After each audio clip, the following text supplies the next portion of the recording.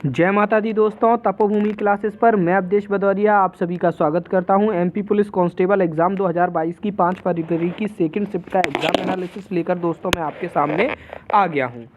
दोस्तों इस शिफ्ट के हमको टोटल 25 प्रश्न मिल गए हैं और एक प्रश्न हमको पिछली शिफ्ट यानी फर्स्ट शिफ्ट का और मिल गया। 26 मिल गए थे, वो हम आपको पहले ही बता चुके हैं। एक और मिल गया था, उसको इस वीडियो में बता देंगे। तो सबसे पहले तो हम धन्यवाद देना चाहेंगे उन सभी लोगों का जिन्होंने हमें ये प्रश्न भेजे हैं। उनमें हैं महेंद्र जी जो कि झाबुआ से हैं, राकेश चौहान जी रतलाम से, दीपक राठौर जी भिड़ौसा जो कि मुरैना में पड़ता है, पान सिंह तोमर जी का जो गांव था वो वहाँ से, आशीष जी इंदौर से, मुदित शर्मा जी सरदार नगर से, संजय वर्मा जी सीहोर से, वीरम चंद्र जी शांतनु जी रायसेन से। इन सभी लोगों का बहुत बहुत धन्यवाद। आगे बढ़ते हैं दोस्तों। हमने यहाँ पर किसी भी प्रश्न का जवाब नहीं लिखा है। जवाब इसलिए नहीं लिखा है, हम चाहते हैं कि आप खुद से जवाब गूगल पर सर्च करें और कितना फ़ायदा होगा ये मैं आपको बताता चलूँगा। पहला प्रश्न था होलकर स्टेडियम की दर्शक क्षमता पूछी गई थी। दोस्तों होलकर स्टेडियम को लेकर बहुत सारे प्रश्न पूछे जा चुके हैं। उनमें से किसी भी प्रश्न का अगर आपने गूगल पे सर्च किया होता तो आपको सबसे पहले यही दिखाई देता कि होलकर स्टेडियम की दर्शक क्षमता कितनी है। ठीक है, तो आपका ये 1 नंबर पक्का हो जाता है यहाँ से। अगला है निवाड़ी कब जिला बना। ठीक है, मैंने बताया ये आपके प्रश्न कैसे, जैसे कल पूछा था शाजापुर कब जिला बना।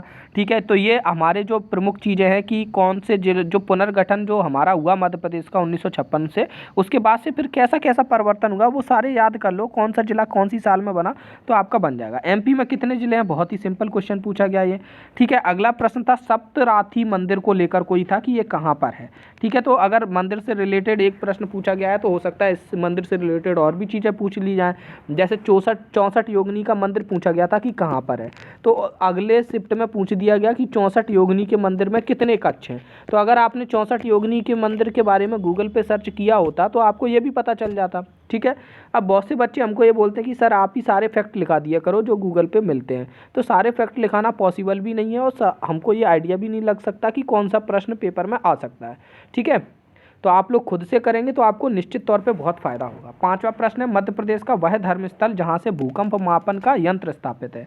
तो वह धर्मस्थल देख लो, हो सकता है अगली बार उस धर्मस्थल का नाम ही पूछ दें और ये पूछ दें कि ये कौन सी जगह पे स्थित है। ठीक है, थोड़ा और डिटेल पता चल जाएगी कि किसने ये यंत्र बनाया, कैसे क्या रखा गया। अगला प्रश्न था अमरकंटक को और किस नाम से जाना जाता है।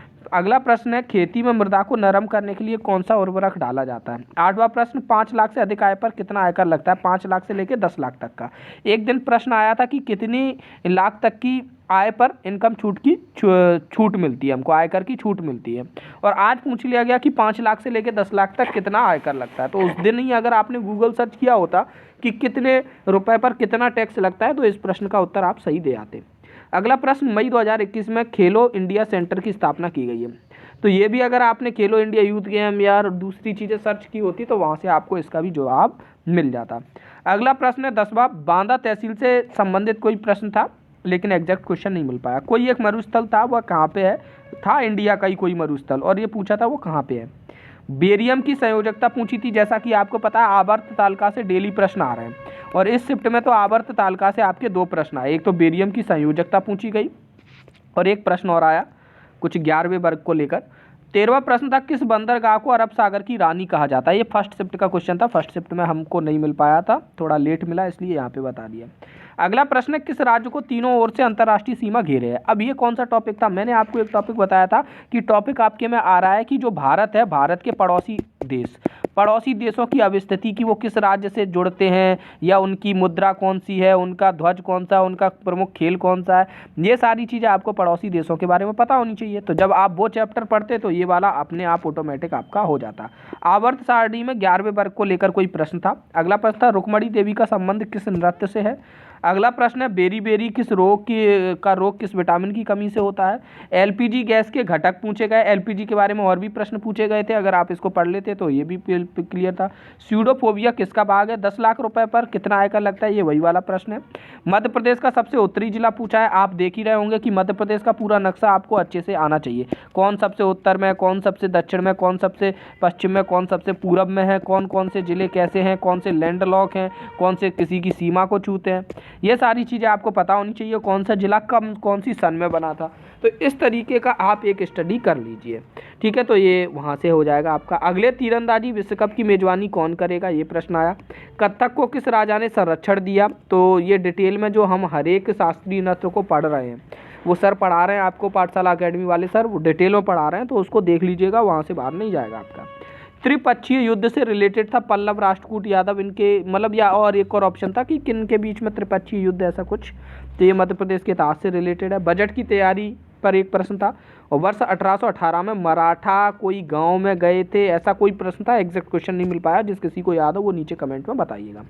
तो उम्मीद है दोस्तों आपको ये वीडियो पसंद आया होगा और हमारा ये मेथड भी पसंद आया होगा। जिन लोगों को ये मेथड पसंद नहीं आ रहा और जिनका ये कहना है कि सर आप क्या है यहाँ पर उत्तर भी लिख दिया करें, तो देखिए उत्तर ना लिखने के दो कारण हैं। एक तो उत्तर ना लिखने से जो भी भोले बच्चे हैं वो गूगल सर्च करेंगे, उनको फ़ायदा तो निश्चित तौर पे होगा। कल एक बच्चे के 78 नंबर आए, उसका कहना था उसको 3 नंबर का फ़ायदा हुआ। तो आप ये देखिए सिलेक्शन ही हो गया, 75 पे वो बाउंड्री पे रहता, 78 पे फाइनल सिलेक्शन था उसका, ठीक है। तो कहीं ना कहीं उसके लिए ये रामबाण साबित हुआ कि नहीं। और आप सोचो कि बिल्कुल वहीं पे वही उत्तर लिख दें, तो वही अगले पेपर में तो आना नहीं है, उससे रिलेटेड कुछ पढ़ोगे तो वो आपके पेपर में आना है, तो आपको कुछ फ़ायदा होगा उत्तर जानने का, अदरवाइज उत्तर जानने का कोई फ़ायदा नहीं होगा, ठीक। तो हम इसी पैटर्न को फॉलो करेंगे। और इसकी PDF चाहिए तो हमने ये लिखा था ना @तपोभूमि, TAPOBHOOMI @तपोभूमि, टेलीग्राम पर सर्च करिएगा, वहाँ पर आपको इसकी PDF भी मिल जाएगी। धन्यवाद, जय माता दी।